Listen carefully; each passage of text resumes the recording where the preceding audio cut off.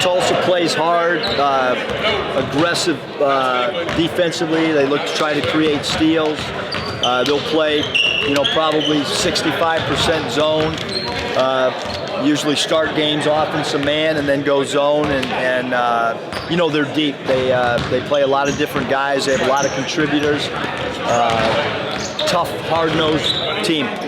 They've already won at Vanderbilt. I know that Vanderbilt's not Kentucky, but the fact they've already won a road game against an SEC team, is that something you stress with your guys? Yeah, I mean, we showed them the Vanderbilt game, and obviously, coming in here 8-2, they're a team that's a winning program, and again, I mean, we've got to come ready to play for sure.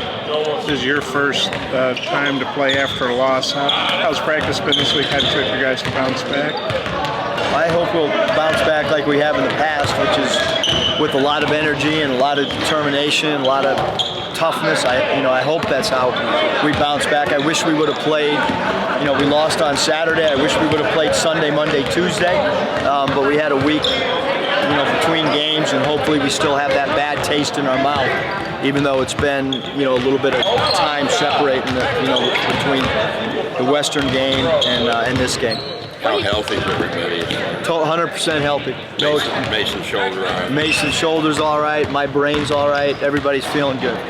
What were your main takeaways from the final minutes of the game? Anything that you do differently? Not really. I mean, we do a lot differently because we lost. So to say no, we do everything the same would not be truthful. But Isaiah had the ball in his hands. We had a charge, and Mason had the ball in his hands, got fouled. We missed a couple free throws that were crucial. We've talked to Mason about 30-foot shot. With the tie game and trying to use his creativity off the bounce to either create for others or to create for himself and maybe put a little bit more pressure on the defense. He understands that now. It's a good learning experience. He's now had the ball in his hands twice, and I think he's a guy that creates as well as anybody on our team. And Jimmy had an offensive rebound that he just couldn't get over the lip of the rim, but we lost a game and we feel like we should have won it, and we didn't, and now all we can do is try to improve and learn and grow from some of our mistakes. I see some of the poster boards all around here, profiling some of Tulsa's players. How long have you been doing that kind of scouting? Yeah, that's something I got from Coach Gruden when I visited Tampa's practices and kind of saw how they did their red zone and last 2-minute drills and stole a bunch of ideas from what Coach Gruden did at when I wasn't working and had enough time to go fly around and watch NFL practices. You mean borrowed? Borrowed, yeah. Borrowed, stole, whatever. Stole's a bad. That's like Is it almost kind of good to get a loss out of the way, like the pressure's off, No. there's no zero? I mean, I wish that we were, we're a basket or 40 seconds away from being one of 7 undefeated teams, and I know people, and it's true. You can grab your team's attention after a loss, a little bit more. But certainly, we as a group wish that we would have closed that game out the other night, but we didn't. And so, yeah, we have to watch video, and it's painful to see some of the mistakes that we made. And everybody always points to last shot or this or that, and in reality, we did some things that we haven't done all year. Our baseline out of bounds defense was really bad, and it's been really, really great all year. But for whatever reason, that game, we were really poor defending on baseline out of bounds. So we get to grab our guys' attention and hope we're a little bit better in those type instances than we were last Saturday. Jimmy Witt's played those guys several times. Did he offer any insight at all? Did you learn anything?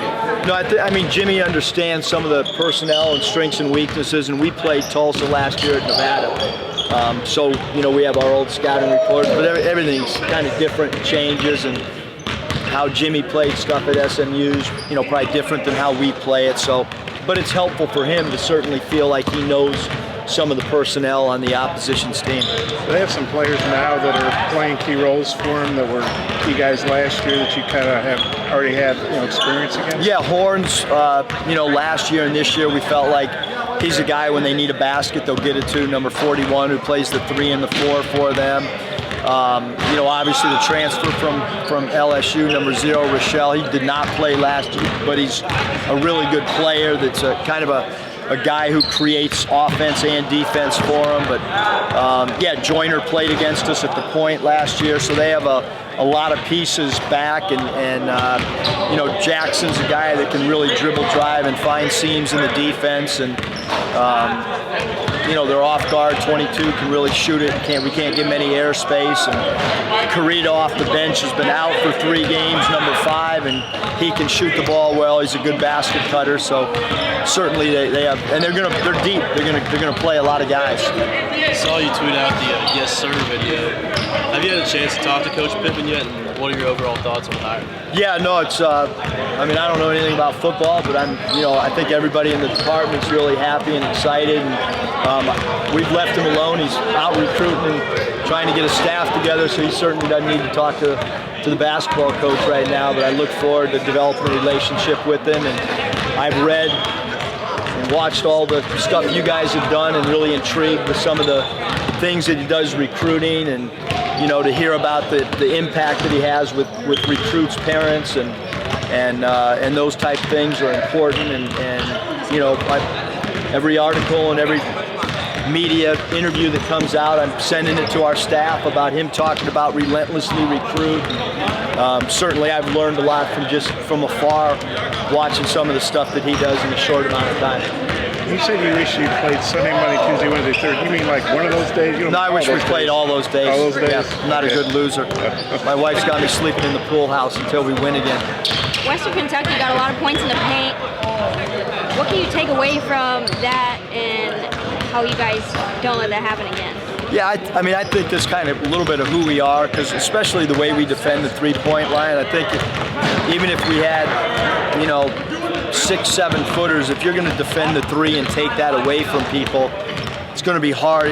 You know, you look at NBA teams, it's the same thing. Like if you're a really good take away a 3 team, you're probably giving something up. And then there's other teams that have the opposite philosophy, where they really protect the paint, and then those teams are susceptible to 3-point shooting. You know, having said that, you know, we also knew, Nikki, that like Western's a good points in the paint team against anybody they play, just because of the size, and obviously when you got a 6'11" guy like they have that can run and jump and rim runs like he does, he causes problems kind of for everybody. Yeah, I was glad to hear the news about Bassey. I guess he's done for the year. Yeah, I mean, it's, you know, you never want to see another player get hurt, and you know, he's got such a bright future, and he's on, you know, NBA draft boards, and you never want to see a guy get hurt. And you know, for us, you know, we need Western Kentucky to win now, and certainly wish that he was healthy, because he's, you know, I mean, he's the MVP of that league.